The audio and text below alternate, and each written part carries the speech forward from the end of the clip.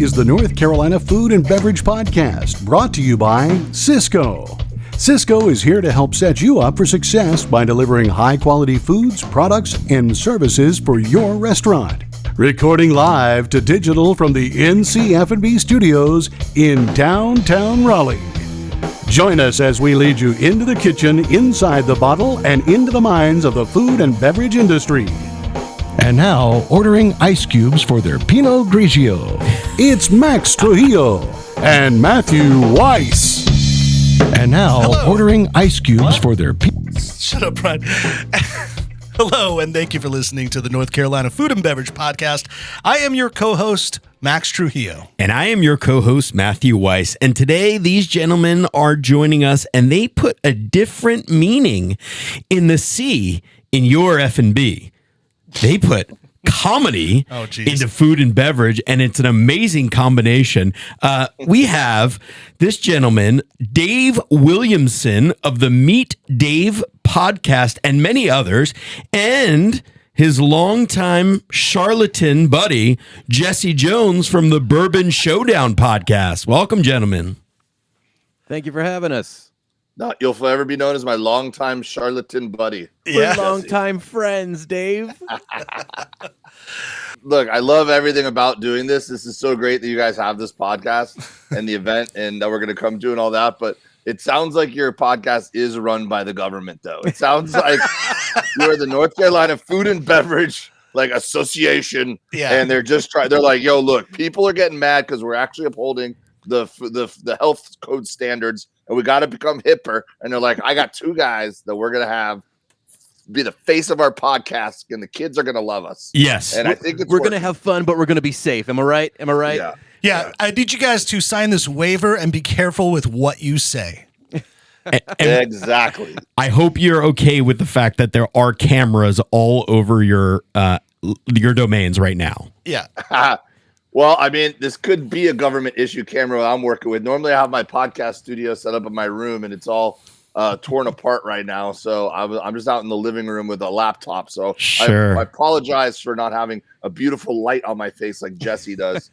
If you could just make all the promo clips Jesse's beautiful complexion and not me, who I look like I'm in a hostage bunker, that'd be great. Yeah, just as a reminder to everyone, if you're not watching us on our YouTube channel, please do so. You can see these beautiful faces. You can see all the bourbon lined all over Jesse's backdrop. And then, Dave, you got a Porosos vodka hat. That's those bears, which is a nice little connection to, I guess, a lot of people, because I think some people listen to Two Bears, One Cave, and Tom Segura and Bert Kreischer. Some people listen to that show. And for those that do listen to it, they might hear your sweet tones on it from time to time.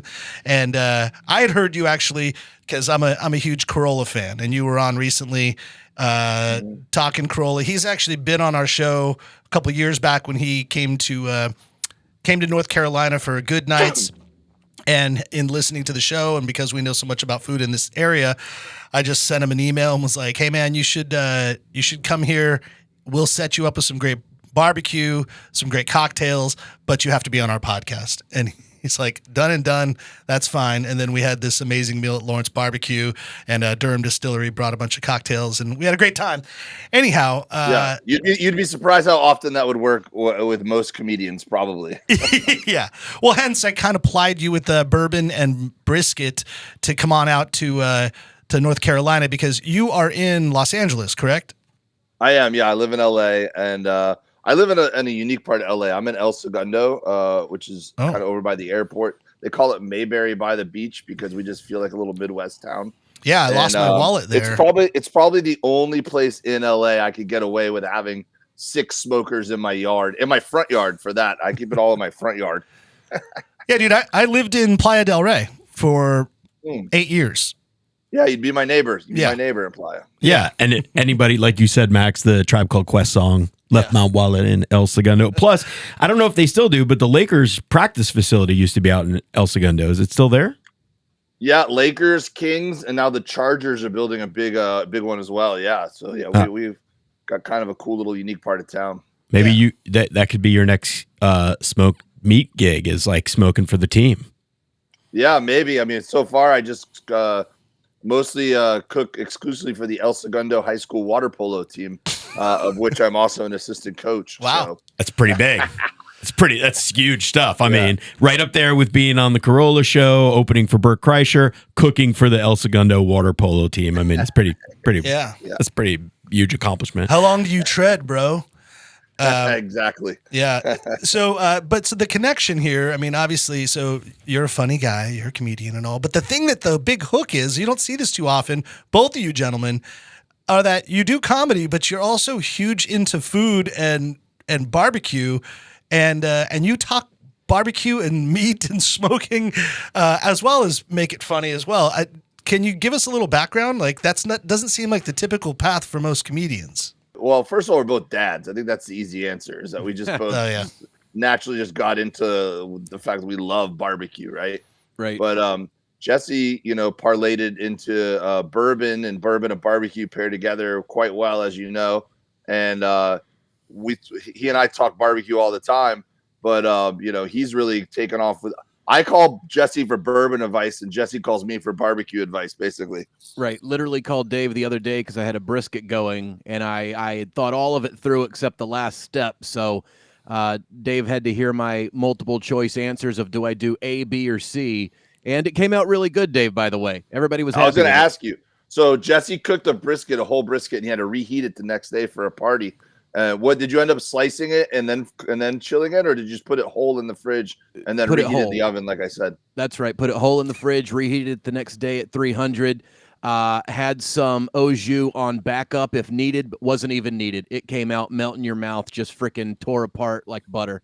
Nice. Yeah, I didn't want to tell you this the other day because I didn't want to put too much pressure on you. But sometimes when I reheat them, they honestly come out better than if they just come fresh out of the smoker. I don't know why. Yeah. But sometimes they come out really good that way. What apparatuses? Cooking on a Rectech the other day, which is, Dave, that's the part I didn't get to tell you. So I pull out the brisket. It's resting, right? And the Rectech, until they fix it, I'm telling this story, the Rectech catches on fire. No way. Oh, no. So, I go, it's in the cooler. It's resting. It's got resting brisket face. And I go to look outside, and I see flames coming up out of the back of it because it turns the fan on when you shut down the Rectech.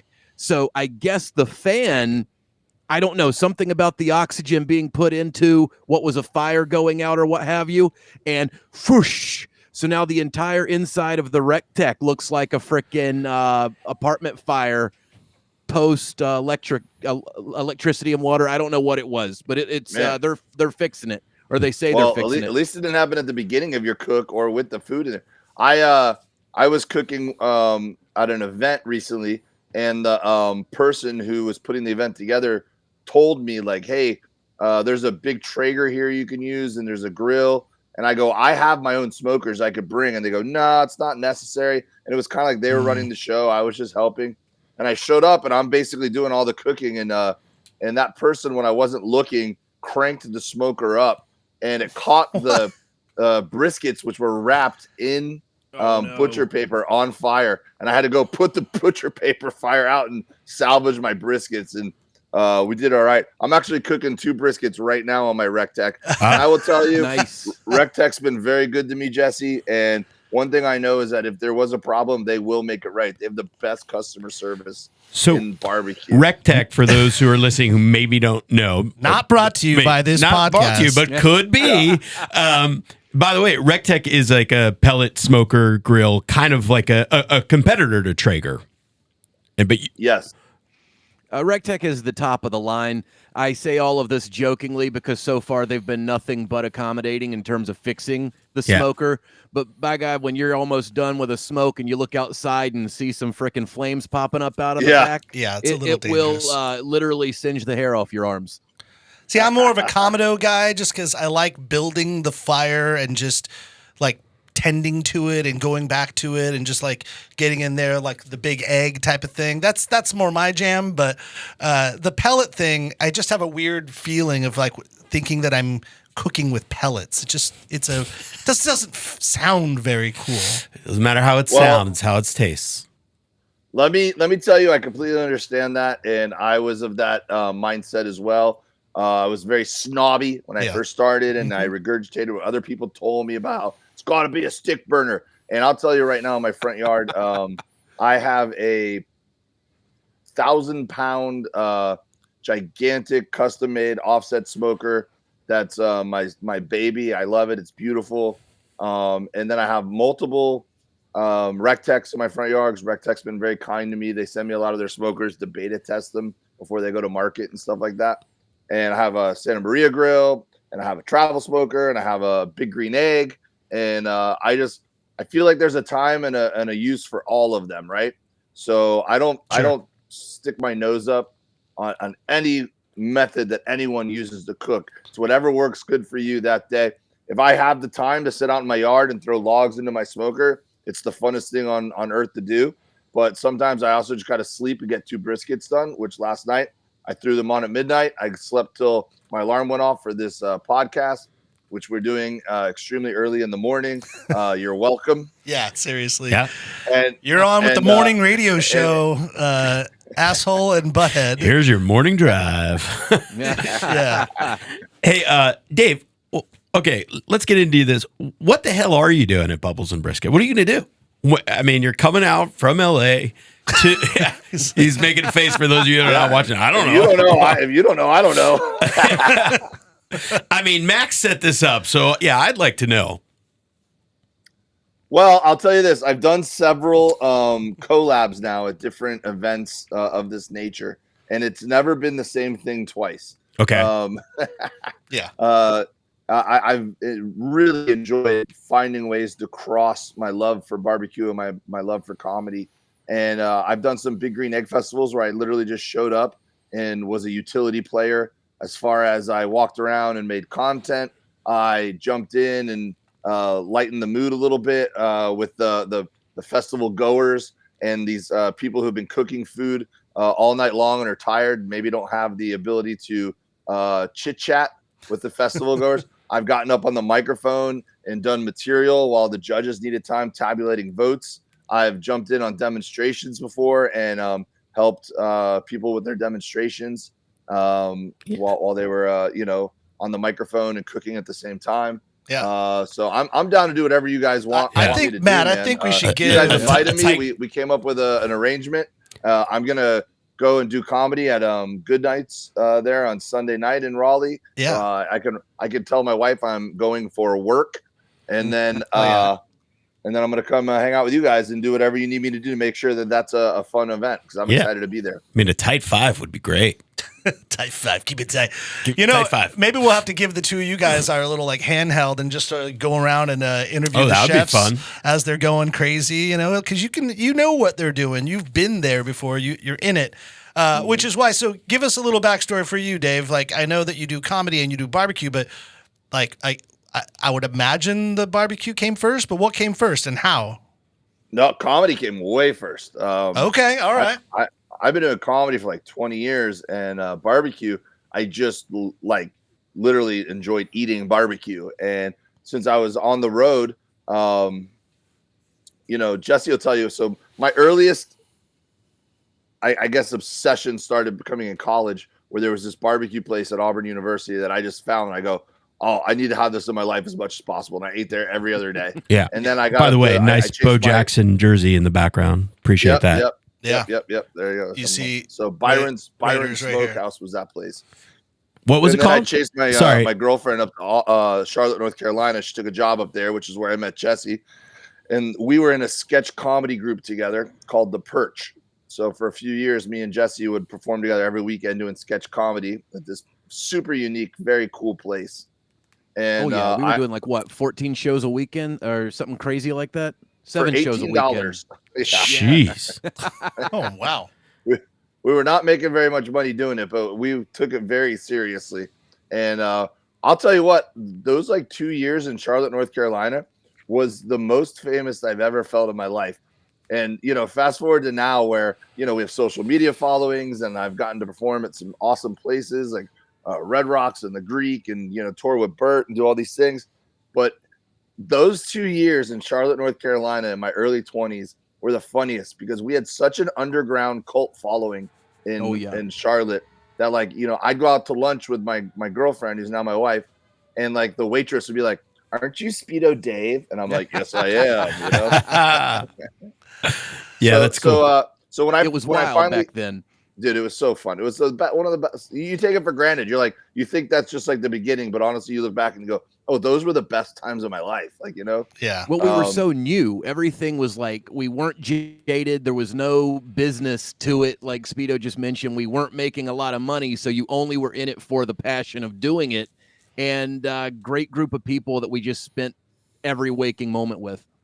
Yeah. So wait, he just referred to you as Speedo, so that we don't know you that well, but explain. Sorry, Dave. So my nickname was everyone had a nickname for the most part back then. And I used to, I played water polo. So I always had a Speedo handy. I always was willing to put a Speedo on. And so we would write our own sketches for the most part. Me and Jesse were two of the main writers. We would get sketches in the show all the time. And so a lot of my sketches involved me wearing a Speedo is all I could say. So you're like the Will Ferrell the Speedo, like he used to do in Saturday Night Live. Kind of get, if anybody ever needed to get nude, you'd get in a Speedo. Yeah, and I had multiple colors and different kinds and styles and patterns to fit the occasion. Is this how the Burt Kreischer connection went? He's like, I take my shirt off. You don't really have clothes on. We should do comedy together. Well, I do think that he and I have a lot of the same sensibilities, which led to us being friends, which led to me touring with him. So, yeah, it's not directly correlated, but the fact that he and I both enjoy that is not lost on me. Yeah. Dave, what was the name of the barbecue place in Auburn that you couldn't get enough of? So it was Byron's Smokehouse. Byron's Smokehouse. Okay. Does it still exist? So it still exists. It actually recently just sold. So I think some longtime employees bought it. But the family that ran it just up till recently. So, I mean, it's been awesome. I've been going back for, you know, I graduated in 2000. So I've been going back for over 20 years. And, you know, they remember me and remember my order. And I've actually had the owner, Glenn, on my podcast and sat down and just told him how much that place meant to me as a college kid. And so to finish my thought from earlier too, or your question, is when I started touring with stand-up, I started going to places like Texas, and I was like eating their barbecue there, and I'm like getting mad that I can't get good barbecue. Like it blew my mind. Like I already love barbecue, and then I discovered brisket existed. Yeah, and I was like, holy hell, how do I not have this like every week of my life? So my wife and I would go down to this barbecue place by my house here in LA. And one day I just got mad. I was like, why is it not good? Like, why would you go through the trouble of having a restaurant and not make it amazing? You know, you're not talking about Baby Blues, are you? No. That's not far from here either. But yeah, they do a good job. It's a different hole in the wall place here. So I just got a smoker and I started teaching myself. And then that evolved into this obsession. And then has evolved into it seeping into my work, my branding and my work life. Yeah. So what about like we know other artists, let's say, dip their hand into the barbecue game. Dave Grohl just played here last week. And Grohl's like a real legit pit master. If he wasn't so damn good on the drums, vocals, guitar, and comedy and all the other things he can do, he could just be a pit master and be successful. Have you had any of his food? I have not, man, but every time I see that they've done an event, he does it real low key too, man. I think it's the coolest thing. A lot of people tell me the reason why they have fun following my barbecue journey is that it's this is their words, not mine. They say it's authentic. They're like, dude, it's just so obvious how much you love barbecue and you're not doing it because like barbecue is popular or anything like that, you know?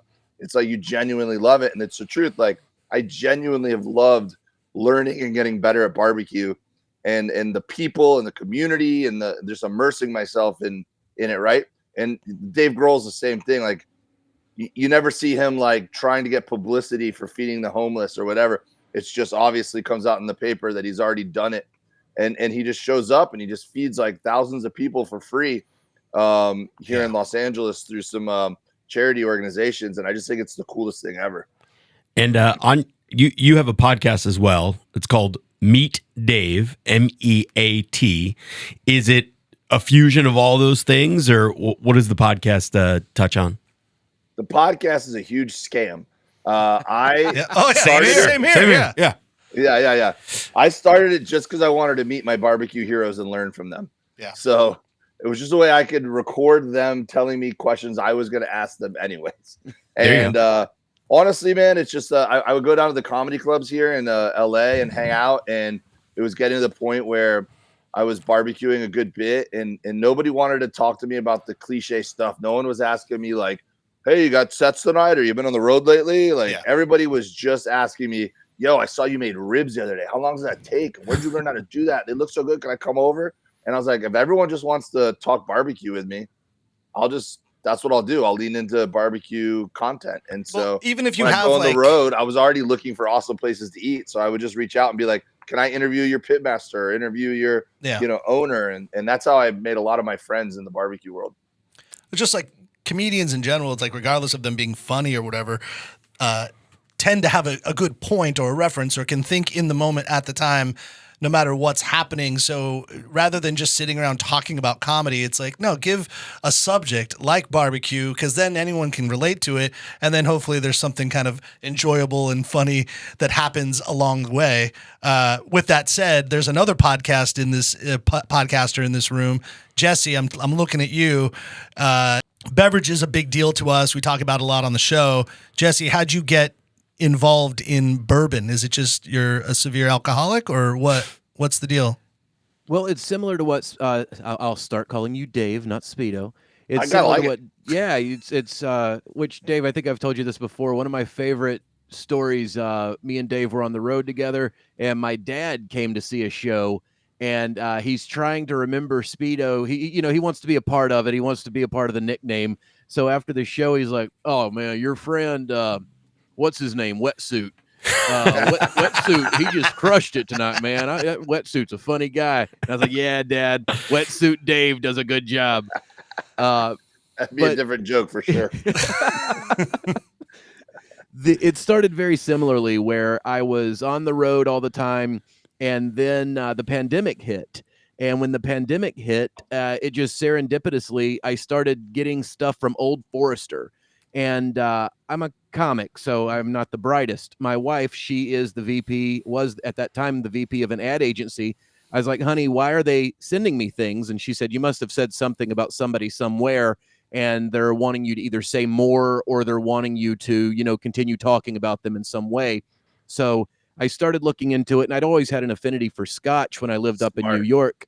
And sure enough, it was, I don't know, when you're trying to learn, and Dave, you did the similar thing. When you're trying to learn, there's not many great resources for actually getting better or growing your palate or growing your knowledge base for what you're trying to do. So I was online and I'm looking, and everybody's just being so negative. Whiskey has a huge tendency to just punch down, and whatever you don't like, you immediately hate. And that's not, I didn't like that. There was nowhere to go and learn and get better at this thing of growing your palate, growing your sensory, just growing your understanding of whiskey. So I cut those guys out. I cut those four dudes in a circle on a podcast talking about the whiskey they don't like. Yeah. And I went straight to the source, because you've seen them. Yeah. It's that same, well, you know what I don't like? I don't like blah, blah, blah. Like, no, I don't care. I went straight to the source. Found the master distiller, had the master distiller sit me down, walk me through how they made it, how they got started, why they're doing it, and what they've got coming up next. And that sort of led to... That was the Heaven Hill master distiller you had. That was the first episode. Yeah, came out of the gate with Heaven Hill, went straight to Greg Metz. I look back on those episodes and grimace now, because I had no clue what I was talking about. I'm asking Greg Metz some very rudimentary questions for him to be like a legend of the game. But now, they're friends, and I've got Connor coming back on the show to talk 25th anniversary of Old Fitz with me, coming soon. I just literally got off the phone with Blue Run Spirits right before this. Angelique, as you mentioned, going to do the big Bold Nights 101 with Warren Zeiders in a couple weeks. Yeah. So it just all starts rolling, and Dave, you would attest, once you get used to comedy, I know, bigger word than I was expecting too. Once you get used to comedy, you get used to talking on the fly. And some of these people that may not be great at always talking as much as we do, that's where the balance comes in. Because a master distiller or a pit master, they're great at talking the thing they know, and then there can be dead silence if there's not that like prompt. So me and Dave were never quiet, or at least not for very long, and that's where these things kind of merge together. Jesse, give us a sorry. On that note too, what I noticed was around the time I started my podcast was when every single comedian in the world has had a podcast already. Mm-hmm. And most of their podcasts are them interviewing other comedians. And so just nobody wanted to do it anymore. It was a little bit of a lull. It was before this big boom that's going on now. So people weren't getting the results, and they're just like, I guess I'll do your podcast, you know. Everyone was jaded. But right. But the pit masters in the barbecue world, I'd be like, hey, can I ask you about, you know, this thing that you love and you're passionate about, and promote your you know, your what you're doing? And they were like, oh my God, you would want to talk to me? Like, you know, they were so happy. And then I found very quickly, like you said, that I had to do most of the talking with some of these guys. I mean, some of them are great, don't get me wrong. But either way, they just loved talking about what they do and what they're passionate about. And they loved that I was giving them a platform to do it on, you know? Yeah, Max and I were sitting here thinking the same thing. Like, God, we just have to get these guys to talk and do most of the talking. Yeah. It's really tough. Sorry, me and Jesse are really shy. We're quite quiet people. Jesse, going back to bourbon for a second, and this is no way an endorsement, I get it, but what are you like? What are you studying right now? What are you into right now in the bourbon world? What are you geeking out on? Well, I think Dave hit the nail on the head a minute ago. It's different. There's different things for every scenario. Like sometimes you have a pellet grill for your long cooks. You've got your sticks for your short cooks. It's the same with whiskey. It's like, what mood are you in? Yeah, no, I know. And I give the same answer for wine. So what's like, it's hot outside. It's, you know, we're getting in the North Carolina summer now. Like, what are you drinking? What bourbon or any whiskeys, or maybe you're drinking mezcal. I don't know. What are you drinking in the summer? I've been absolutely enamored with Holiday out of Missouri as of late. Okay. Holiday bourbon. It is a Missouri straight bourbon, and it is out of this world. Holiday. Kyle, the master distiller, he is just long-term in it for the love of the game, and it's delicious. It's distilled in a calmer climate, like a little bit milder a climate than Kentucky or Tennessee. So you're getting the same flavor notes that you would from a Kentucky or Tennessee, but they're a little like there's not been such extreme temperatures between it going into the barrel and it aging. So you're getting those flavors, but you're not. It's different if you've had your fill of Kentucky or Tennessee, and who can have their fill of Kentucky or Tennessee? It's impossible.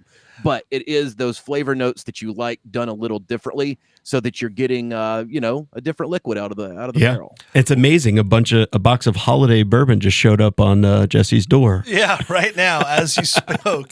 I'm not denying it. I'm not denying it. But they're good. It's very good, and they're good people. No, that's cool. Out of Missouri. Yeah. Per what you were discussing with all the haters of bourbon, I'd like to get into that a little bit, because I wonder if what you mean by haters too is sometimes these guys are very traditional in that if it's not from Kentucky or even say Tennessee, then it's crap or whatever. But I've been on a huge journey to find fantastic whiskeys all over the country, and there's some really great products all over. Like I think of like Balcones from Texas, and that's oh Lord, Texas is blown up almost as much as Kentucky or Tennessee at this point, where they were like 2 in 2010, and now it's like over 200. Yeah, there's so much going on. So I think like the thing that I like about same with North Carolina, might I add? Yeah. Oh yeah. You're going to start hearing a lot more from like Cook's Mill. He just had on, I think you just had on Broad Branch. Yeah, which we tasted their rye, their 100% rye a couple weeks ago, and I was just, oh my God. They're not messing around, right? Man. It was unbelievable. For 100% rye to be that like delicate and elegant is incredible. Yeah. Well, the beauty of the guys over there, they're just students of the game, you know? Like Don loves everything that he's doing, and it shows in the whiskey. Like some of those experimentals that they're doing, I mean, they're not just like they're taking it that next step. They're not just using a brandy cask. they're finding an apple brandy, like they're granular with Yeah. what they're putting into their thought process, and, No it doubt. shows. It shows with how good it is. Yeah, no, it's fantastic. Hey, before we get out of here, just to kind of bring it back to Bubbles and Brisket, just for those, we're going to try to put this out as soon as possible. So Bubbles and Brisket is going to be on June 8th, Saturday, in Smoky Hollow, which is in downtown Raleigh. And of course, you two beautiful gentlemen are going to be there as our guests, and we'd love to have you. Dave, bring your rubs. We didn't even get into that. Let's get into that right now. Meet Dave, all-purpose seasoning and rub. You can buy it at DaveWilliamsonComedy.com. That's awesome. Well, bring some too, because I imagine that some of our local foodies that traditionally are who come to the show, they're going to want to try something unique and different, which is great. So you've obviously were on tour with Bert Kreischer, but recently you just did the 5K, right? Yeah, I got to host the Two Bears 5K that they did. Yeah, because like right now, like Netflix as a joke is doing a whole bunch of things. Like it was all last week. Was that right? Like basically every possible comedy aspect was being utilized in Los Angeles. Is that right? Yeah, Netflix is a joke has been going on for a few years, and this year they just like took it to a whole nother level. It was crazy, man. And every place that could host the show. Well, it was a lot of traditional places that already host shows, and then they were doing multiple shows at the Forum and the Hollywood Bowl. I bought tickets for the first time in 20 years. I haven't actually paid for comedy tickets. I usually always try to get a hookup or something if I want to go see a show. And I literally just jumped on with my credit card and bought tickets immediately to see Jerry Seinfeld, Jim Gaffigan, Nate Bargatze, and Sebastian Maniscalco perform together at the Hollywood Bowl, which is one of the coolest venues on earth. And I brought my kids and my wife, and just it was a blast. It was so fun. It was such a unique thing that you would never get to see for heavyweights like that performing at the same show. That's like where comedy is right now, is that people are getting so creative, and there's no reason not to. Like just through podcasting and YouTube and social media, there's so many comedy fans right now, and you have to find new ways to get creative and make things fresh. And one of the most fun things I've ever done in my career is I did 2 months of comedy performing in barbecue restaurants across the country. And I went all the way from LA to Boston, and I came through North Carolina, and I'm doing more and more of that. So if you're into barbecue and you like comedy, make sure you're following me at Dave W Comedy and on all the socials and stuff, because I'm doing more of this kind of stuff where I'm going to festivals and then doing shows at night and things like that. I just love combining the two worlds. I gotta I'll ask. double down on that. It's just a whole different type of show when you're in the avenue that we're in. You go to the barbecue places. I've been setting up shows at distilleries all across the country, and the people, they love it, and that passion comes through in the show that you have. Dave, when you're at a comedy club, I feel like they're there to see like there's a different expectation when the comedy club goer comes to see you, because they're there for that club and you. When you're on you're the main marquee at the barbecue place, you're the main marquee at the bourbon spot, they already know you. Like you get there and it's like your family just showed up, and you're getting ready to have like an organic night of comedy together. And it's been kind of the coolest part of doing all of this, because you really, you build your fan base, and your fan base supports. Well, it's part of the experience, right? If you go out to the comedy club and, you've already spent gazillion dollars on tickets, and then, the food is some reheated mozzarella sticks that they're overcharging you for, and the drinks are some sugary drink, and you're not in the mindset to have fun, but if you go to your favorite barbecue restaurant, or I just did a show at the Breckenridge Distillery, and it was one of the coolest atmospheres. It was one of the most fun shows I've ever done, just because everyone, it was how could you not have a great night when you're having these amazing cocktails and getting a show, 1,000%. That's cool. I gotta ask, and just thinking about comedy as it is right now, I've been hearing it a lot. I'm a huge fan of comedy and just like where it's been, and I've been like a firm believer through all of this like political nonsense, through both the COVID and like cancel culture and all that, and comedy has been the one through line that's been persevering and almost being like the guiding light for communication, and like we're very cognizant of freedom of speech and allowing people to say what they can. But it's been dicey over the last few years about certain comedians just not wanting to say this and not wanting to say that. But I'll say this, but I don't know if you agree with me. It feels like, especially like after the roast of Tom Brady and some of these other things that have been happening recently, like, are we allowed to just say whatever we want now again? I think you can say whatever you want to as long as there's a joke behind it.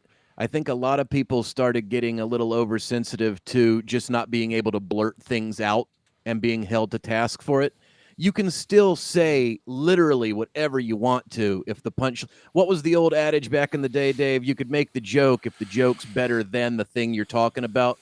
Like, you can go hard. You just have to make sure that what you're going hard about stands up to the comedy you're bringing. Yeah, I think that's fair. You could push the line as far as you want, but it better be worth it in the end. Like, you better be funny. Did you guys see? I was just going to say this. Great transition, Max. The commencement speech that Jerry Seinfeld gave at Duke University over the weekend, which was awesome. If you haven't heard it, he basically says to everybody of this next generation, or dare I say, the woke police, he's like, he's like, thank you so much for caring so much about other people's feelings. But remember that humor is the lifeline of our human experience. And without that, I'm paraphrasing, even if you're hurting somebody's feeling, remember to laugh. Yeah.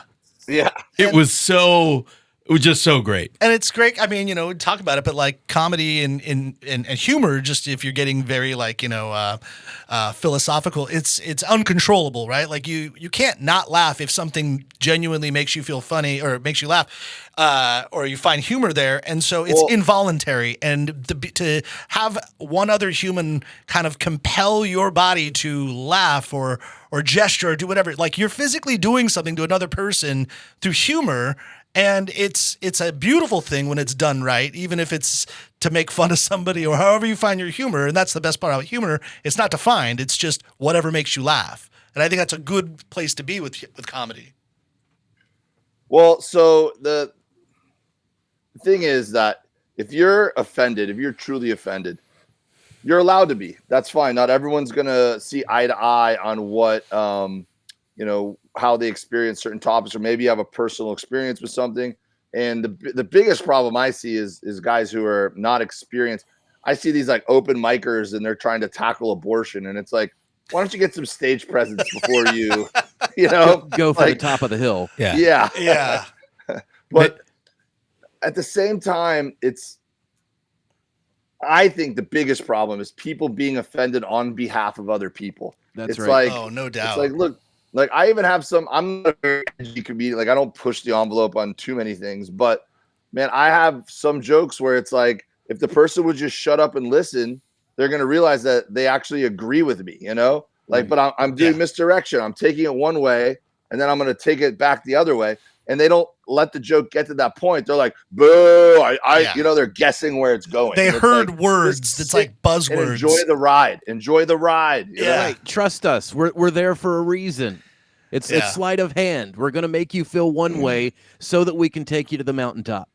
No, it's great. I appreciate you guys coming in here and getting the opportunity to discuss both bourbon, brisket, and comedy all at the same time. These are really great fucking things to talk about. These are great things to talk about. And shameless plug here, but we're really excited to see you guys at Bubbles and Brisket. So we'll have a lot of bubbles. There might be some bourbon as well. I don't know. Yeah. Teaser post went out yesterday. Yeah. Well, by the time this comes out, I think we can announce it that, yeah, we could say it. So, and Dave, Jesse, you might know this out there in Charlotte, Dram and Draft. They're a fantastic bar. We're great friends with the owners. Same here. Good Kevin people. and Drew. And they're doing great in the liquor department as well. They just got a double gold and gold for both of their gin and rum that they put out. So we're going to talk to them soon on the podcast. But they at Bubbles and Brisket are going to be our beverage sponsor. They are taking care of the bar there and all the bubbles and some cocktails as well. Yeah. Nice. So it's going to be a great time. So thank you again. Me and Drew can get in some trouble together, so tell Drew to watch out. I bet. Yeah. I bet. That's going to be a fun time. Well, guys, thank you so much. Can't wait to meet you guys in person at Bubbles and Brisket. For all of you out there, go to @DaveW Comedy. Check out the Meet, MEAT, Dave podcast. Check out also the Bourbon Showdown podcast. Look for Jesse James. Not only will you laugh. Jesse Jones. Jesse James. Completely Sorry. different No. individual. Matt wants you to look out for Jesse James because, he's coming for dangerous. Yeah. you. The Jesse, look out he's for building monster cars in garages out in California. And Yeah. I'm slinging good whiskey on the Bourbon Showdown every Tuesday on iHeartRadio. there's definitely synergy there. So check out Jesse Jones. They both used to be married to Sandra Bullock. Yeah. There you go. Yes, I ruined her for him. Anyway, check out their podcast. Not only will you laugh, but you will learn and know where to go to eat and drink very merrily. Hey, everybody. Thank you so much for listening to part 1 of today's episode. We're going to get into part 2 in just a quick moment, but make sure you get your tickets for Bubbles and Brisket because it's on June 8th, which is less than a month away. VIP tickets are going extremely fast. So make sure you get our tickets. Go to ncfbpodcast.com/events. You'll see it right when you get there. It pops up. And without further ado, the second half of today's episode features Chad Blackwelder of Got to Be NC, a proud new sponsor of the podcast. We're super excited. Give it up for them. Give it up for Chad. And here we go.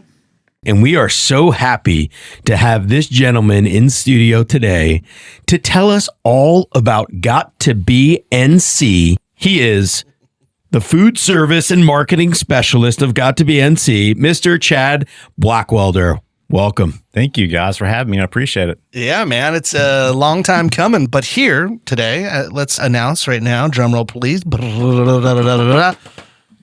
That's are a terrible drum roll, sorry. Yeah, I know, right? Oh wait, isn't there a drum roll Yeah. on this thing? There's got to be one on that board. There's this. Yeah, that was about my drum roll, yeah. Here's the drum roll. Yeah, Hey, exactly. rim shot. That'll work.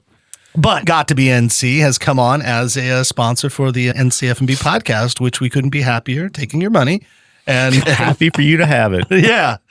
Well, I mean, we're all working towards the same goal. That's and and contrary to what most people think, podcasts don't generate a lot of revenue. So this is a very nice boon for us, and we appreciate the support.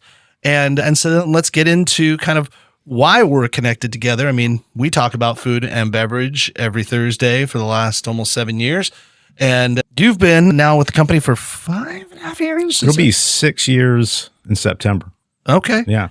And so And kinda tell Max, us it's going on 8 years. It'll be 8 years in December. Wow.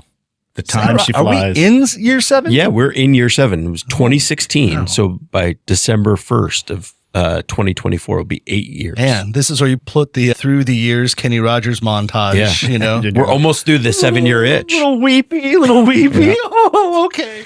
Gotta have the frosted lens, the Barbara Walters look. Oh, You know. that's already in effect. That's why we look so good. All right. Cool. Yeah, especially today on this rainy Yeah, day. keep that going. Yeah. But let's get into what Got to Be NC is specifically, because we know that it's for those that are in the area. We all know that the North Carolina Agricultural Department is synonymous in a way, but this was a sub-function, or it was something else, and then it evolved. So maybe you could tell us what that is. So it started with Goodness Grows, That's and Jim Graham started that back in the 80s.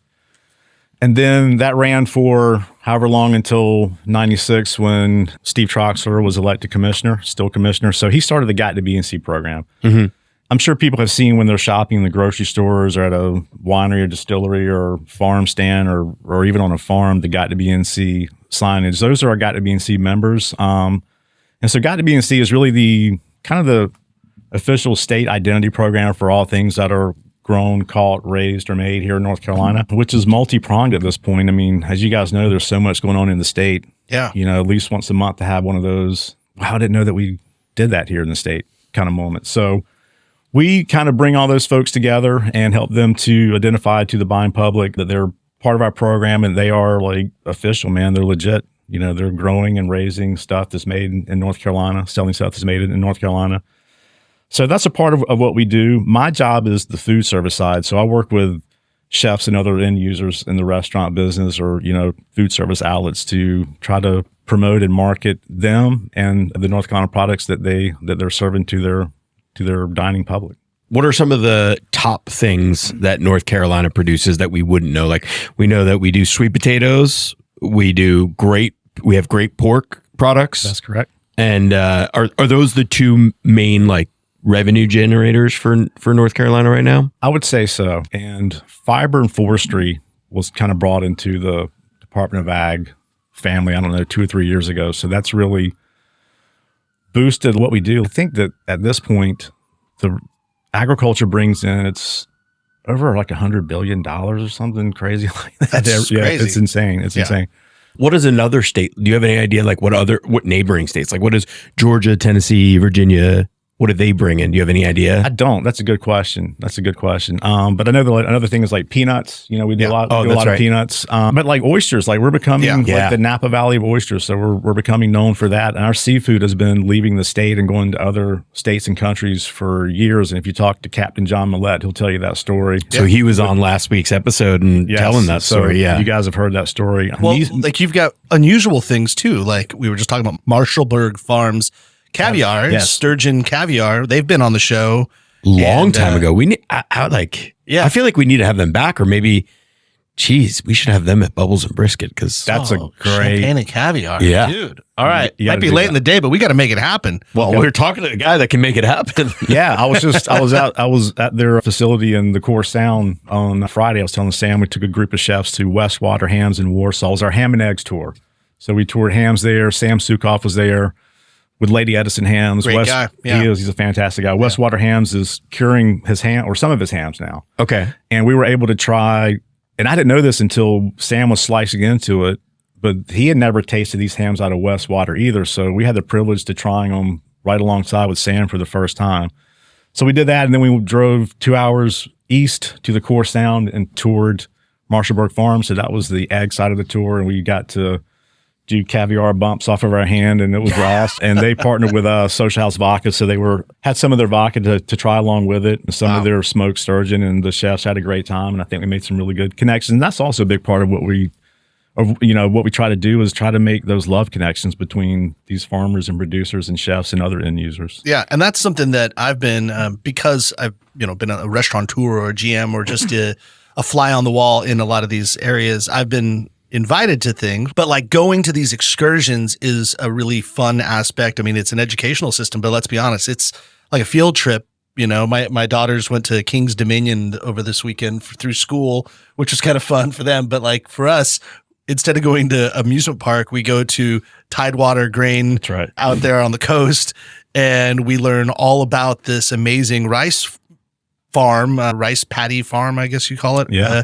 But then inside of it, it's not just straight education. There's a really cool aspect of camaraderie, networking. You're around every other chef or restaurateur that could make it for a 2-night, or overnight meeting. And there's a little bit of food. Actually, let's be honest, there's a lot of food. Ton of food. Yeah, and everyone's kind of contributing. It's not too dissimilar to a lamb stock in a way, throwback from years past. But a bunch of chefs get together. When you get together and you have this ability to just cook and throw down, you just do it. And then a bunch of beverage professionals are there. So there's some nice cocktails and some wine, and everyone's having a great time. And you pull from those memories. And then the hope is that later on, when you're thinking about, as you're building out your menu, that you understand why the value of shopping with this local product and how it isn't just local, but it's unique and it has different flavors than, say, buying something that's more widely produced on the global market. And so it really does help define this community. And that's what I really like, is that Got to BNC's focus really is pulling the chefs and the restaurateurs and the farmers and everybody kind of together to kind of understand the beauty that is North Carolina. So I appreciate it. Yeah. And that's what what I try to do. I was a chef for a long time, so that's my mindset. Yeah. Still. So I know how important it is for chefs to have those ingredients to tell their stories. Can you just give us like your verbal bio real quick? Like, where did you cook? And Sure. So I went to Johnson & Wales, graduated in 92. So I'm old. But I worked for Louis Osteen, rest in peace, Louis. I was his line cook and sous chef, and then worked at Pinehurst as a sous chef there. Spent 5 years with Ben and Karen Barker at Magnolia Grill as their sous chef. Oh, wow. Worked at a bunch of places, owned 4 restaurants, sold the last one in 2014, made my wife very happy. which was that one? Had a couple restaurants in Sanford. The last one's called the Steel Pig. Okay. We were on Steel Street, and I took an old Alto Sham and turned it into a smoker, and that was our Steel Pig. And we did kind of contemporary Southern food, and did that for about 12 years and sold it, and with the state now. That's awesome. Yeah. That's cool. I had no idea you worked for Ben and Karen Barker. That's cool. Yeah. I did, man. I've been very fortunate. I mean, talk Worked about, with really great folks. you know, they talk in sports about when people are in the Hall of Fame, like you can't tell the story of the sport without them. Like you cannot tell the story of North Carolina fine dining or dining without Ben and Karen Barker and Magnolia Grill. Yeah, they did I don't know, this was, gosh, maybe 15 years ago, but they did a family tree. My wife and I had our restaurant in Sanford, and they called us up, and we were part of that family tree of all the different sous chefs that have broken off and done their own thing. And it's really cool to see that. And that's why we do those kind of trips. You know, you're talking about the trip down at Tidewater Grain. They brought back Carolina Gold rice out of over 100 years of extinction in North Carolina. And that's a really important story for them to tell and for chefs and other people to hear. And having chefs on the farm, like you said, it leaves just this indelible mark. Yeah. Right. They're not going to forget that experience. And now they're friends with these guys. And like, you want to buy from your friends and support them and keep those dollars in the community. And these events are, you know, they are educational. They're fun. We bring in different vendors and partners each year. BFR Meats is one of our big partners this year for that trip. And they do pasture raised pork and beef. They're bringing a lot of that product. We're going to cook that. We're including Weldon Mills. They're our spirits sponsor this year. And We'll have them on podcasts coming up at some point. I know we've been chatting with them a lot. They're great. But we have Hennett Vineyards, James Creek Cider House, Sanctuary Vineyards. So people, the word's getting out. People want to be a part of this event because we do bring in other partners. So they have exposures. I have exposure with the chefs, have some time with the chefs, have that FaceTime with them to have those conversations. So it's a B2B trip. Again, there's a lot of camaraderie. There's some commiserating. You know, the chefs can compare stories and kind of talk about their operations and stuff like that as well. So we try to have it multi-pronged, multifaceted, and very immersive. So that's it right there, right? Like the example of Marshallburg Farms, it's so underutilized that we have this great caviar producer right here in North Carolina, and not enough people know about it. And so you're helping to bring other chefs there. That's the ROI right there for them, right? Exactly. Yeah. I want to see that product on more menus. You know, Clark Merrill has it on his Prime Bistro menu down in Morehead City, and Clark thinks like I do about food, I guess. One of my favorite ways to eat caviar is with potato chips, and he serves it with creme fraiche and Pringles, and killer caviar and chives, and it's fantastic with some champagne, and you know, I love it. What's the pitch that you give, say, a Marshallburg Farms or whatever other North Carolina-based product company to join up with Got to Be NC? What do you say to them? Helping them is helping both of us to expand our footprint. You know, we obviously want to expose them to more end users. I think we can do that. I'm in contact with a lot of chefs across the state. And we also want to expand our footprint so more places have that Got to Be NC signage or license plate or reflective sign or whatever. So people know that that's where I need to go to buy local. Yeah. And it's really cool now because the more I'm out in the field, like this year's been my busiest year with the state. And it's because I'm out in the field doing stuff. So I'm in contact with more people and I'm getting more calls and emails for them to see if we can help them in some way, either be it get them signed up or do some kind of event or help out with sponsorship. That sort of thing. So since it is government run, state run, are you tasked with a quota of a certain amount of events or a certain amount of things? Is there a goal like we're trying to do X, key performance indicators? Only from the reason why I ask is from the outside looking in, it feels like you are super driven and come up with these great ideas, or you immerse yourself into when you know that there are great things happening all over the place. So I don't know how much of is that Chad Blackwelder just going, screw it, I'm going out there and making it happen for Got to Be NC, or is there like a bigger, broader like goal set for the year? I would say both. We have our mission statement from our director, and that's domestic marketing, that's international marketing. And then, each of the specialists can kind of drill down into that. That's a pretty broad mission statement. But then the specialists can kind of drill down into that. And the first year when Tim Parrish hired me, he had my job originally, then he hired me. He's retired recently, but he told me he can really make this job what you want it. And again, I'm a very chef-focused guy, so I wanted to try to dig into that more. I think when people hear Department of Ag, they know that, I think a lot of times they think, the big row crops down east, and that's certainly a big part of agriculture, but we work with the small guys too. And I always tell people that Smithfield farm, Smithfield doesn't really need our help that much marketing their pork. They've kind of got a, pretty good handle on that. But say like Master Blend Family Farms or Lighthouse Shoals, these other folks who are smaller, who don't have that capital readily available, like that's where we come in, And so I can kind of create these events to kind of cater toward folks who need that sort of help. And it's really about making sure that their mission dovetails with ours and we're on the same page about things. And there's, getting approval to do things. And as long as those things make sense, we have a budget. And obviously, I'm working on that today and tomorrow. And we're trying to get ready for next year to get the funds we need to be able to keep doing cool stuff like this. And we are measured. We have to do event reports, and there are ways that they measure us to make sure that these things make sense and we're reaching a lot of people with these taxpayer dollars that we're investing in these projects. Yeah, it's a great program. Do you know of do other states have programs like this that like specifically market their agriculture in the end, like you said, the end user to a chef? They do. South Carolina and Georgia, talking about Georgia earlier, they both do a really good job. A lot of states don't, though. And actually, we'll be at the National Restaurant Association's food show. I'll leave Thursday for that. So that starts next Saturday through Tuesday.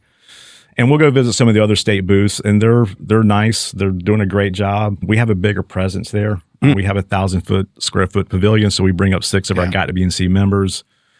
And it's a really neat pavilion. There's a little conference room. There's a little lounge area so people can kind of get some laptop work done or meet with clients or, whatever the case may be.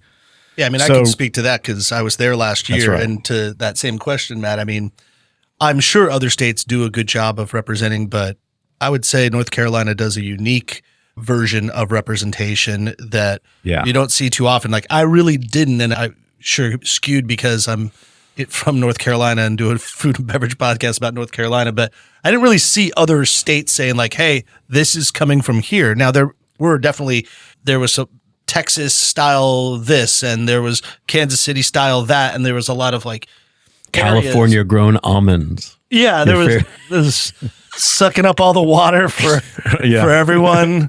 I can't take a shower for more than 8 minutes in California because of those damn almonds. Yeah. But I would say it's unique. I would say that your mission, and maybe that has a lot to do with Mr. Blackwelder, but just the initiative and the focus on understanding. Plus also North Carolina is different because we're so varied, right? Because we have so many opportunities for wine, for beer, for liquor. That's just on the beverage side. We're doing so much there with ciders now coming on with a lot of producers.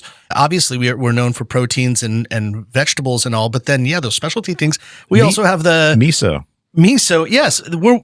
We have one of the best miso producers in the state, and we're actually one of the larger ones. A gentleman came over from Japan about 35 years ago, and he settled in, I think it's either Hendersonville or Lincolnton, but it's right in between Charlotte and Asheville. And he chose that area because it basically mimics the terroir from where he's from in Japan. So they're making this miso there now, and they do it traditionally. So they inoculate the rice, and when you go in that room where the starches are converting to sugar, it smells like yellow cake batter. And then where they're making the miso and aging it in these big barrels, it smells like dried porcini mushrooms and soy sauce and all these umami flavors. But they do it traditionally, and a lot of places in Japan can't do it traditionally because Japanese go through miso like we go through ketchup, and it takes a while to make properly. And a lot of them have ways of speeding up that process just to get the product out quicker. And Miso Master is one of the few places that does it The old school way. Rutherfordton? Rutherfordton. That's it. Thank you. Yeah, there Yep. we go. It's- Rutherfordton, yeah. His company is called Miso Mash. Miso Masters. Miso Masters. And it's part of a company called Great Eastern Sun. And they have miso masters. They also do some seaweed products and stuff like that. But at Miso Masters, Should make a sake too with all that rice. I know, and I'm trying to get, and they were actually talking to the Tidewater guys about using their rice. I think there's Now we're talking. some cost issues to work out, but I know Tidewater's talking about maybe, I don't want to speak for the guys at Tidewater, but maybe figuring out a way that they can produce a different kind of rice to kind of fill the needs for sakes and misos and stuff like that. So it's, people can be more, price conscious about the product that they're That's buying. so cool. Yeah. I don't think people outside of North Carolina, obviously people do realize that one, we are a 4-season state. Like That's correct. we legitimately have 4 seasons, but you also have between, it sounds cliche, but it's true, the mountains to the sea and all these microclimates to grow wine, to grow rice, to grow all these sorts of things that really does set us apart from a lot of other Buffalo areas. mozzarella. Yeah. Right? Yeah, we have the cheese in its own, North Carolina cheese. When you really think about what we can produce as a state, it's unique. I keep saying unique, but it really is. There's not a lot of places that are doing those type of things to that scale. Like you can see, we're watching Top Chef season right now, and they're all about the cheese and the beer. It's like, yeah, that's good. Good for you guys. That's good. It's cute, But like we do that and then some. And when we keep growing, and I think that it's a great expression. I mean, hell, Matt and I, we talk about like our brand is the North Carolina Food and Beverage Podcast. And even though we interview people from all over the country, it's like, do you guys ever feel limited because you're just North Carolina? And I'm like, no, we are positioning ourselves as now the great state of North Carolina will weigh in on their opinion of whatever it is happening nationally. And I think because of this amazing, varied state with all of the products that it provides is why our voice is relevant. Look at the amount of James Beard nominees we have this year in the last 2 or 3 years. It keeps growing and growing each year. Yeah, was it like 11 or 12 this year? Yep. And we dominate that Southeast category and getting more recognition on the national awards. Yeah. And that has to do with, obviously we have very talented chefs here, but they also have some great growers and products, all over the place. I think the Raleigh Farmers Market is awesome. Fading D Farm, that's right. Fading D Farm. Is the water buffalo. Yeah. They're in Salisbury. Me and some coworkers toured them last year, and great cheeses. You can buy courage from them. You can actually buy some of the water buffalo meat as well. And that's a tough one to raise, man. Like they're kind of ornery and they give about as much milk as a goat does. Oh, wow. And they're huge animals. So like, Wow. They'll kick their calves if their calves have been nursing for too long. Like they just don't like to be messed with very much. So it is a passion product for Faith and her husband. He's a doctor. De Loreto is her last name, but they spent some time in Italy and they came back with this notion they were going to do it the Italian way, and it's an excellent product. That's amazing. Yeah. Back to the services that Got to BNC provides. Do you guys help liaison at all to get them into distribution? Yes. That's another part of what we do. Myself and some of my coworkers who do the retail marketing side of it. A big part of that is the Flavors of Carolina show that we have every year in Concord at the Embassy Suites. Yeah. That's an all North Carolina show. It's not a public facing show. It's more of a buyer show. Mm-hmm. A lot of buyers from the big wholesalers are there checking out some of the North Carolina products. The counterpart to that's the public facing one, is the Got to BNC Festival that's coming up this weekend. That's going to be at the Raleigh Fairgrounds. So you guys get out there and sample and buy. There's going to be some great products out there and some great chefs partnering with some of these producers to cook some great stuff. I know that Chef Louise Wine is working with the Goat and Lamb Producers Association to do some, goat tacos or something. I'm not sure what he's doing. But I can't get enough of Louise Wine. He keeps showing up, this guy. I love that guy. He's awesome. I have to give a shout out. I mean, he was going to do a Mother's Day pop-up at Cheney, previous Person of the Year award, Preeti Was. But, she made the decision to shut down her Raleigh location and focus her efforts in Durham. And so that was the location her pop-up with Louise was going to be held for Mother's Day, of which I had reservations. And I'm like, well, wait a minute. I get that's all fine and well for you guys, but what about me? And so we ended up, I know Louise well. And actually, I think a lot of our friendship was created from the Tidewater event first. Yeah, that's right. And then Beaufort, we kind of sealed it a little bit more. And now we just know each other. And so I just offered and said, would you want to you still want to cook your food? He's like, yeah, man, I got this amazing menu I want to do. I said, do you want to just do it at one of our houses? And for the listeners, the opener, Brian Hoyle, the big voice you hear, he's got this beautiful new home. And I said, hey, Brian, let's throw this pop-up at your house. And, I'm not going to bring people to my house. You clean it up. But no. So we ended up having this amazing meal. He served like 3 courses. It was kind of like Dominican style, although it was fused with a lot of North Carolina products. So it was delicious. I made a mimosa, Bloody Mary, and margarita bars. So the booze was flowing. And he took care of the vegans in the house and the gluten-frees and the children. So like he really did the whole thing. And so shout out. Thanks again, Luis. You're the man. But that's part of this like great connection that Got to Be provides. And that really just kind of shows community all wrapped up in one like little event. Yeah. There's been a lot of cool things that have come out of some of the B2B pieces of some of our events, some chefs doing some collaborations together. But yeah, back to what you were asking, Matt. Yeah, we work a lot with the wholesalers to try to promote and get more of their portfolios to include more North Carolina products. Right. And a big part of actually, I'm meeting with Cheney Brothers about going over some of the stuff for their local portfolio for this summer. I'm not familiar with that company. Do they exist? I only knew Cisco distributes food in the state. It's the only company that distributes food in the state. Oh yeah, those guys. No, that's cute. They're cute.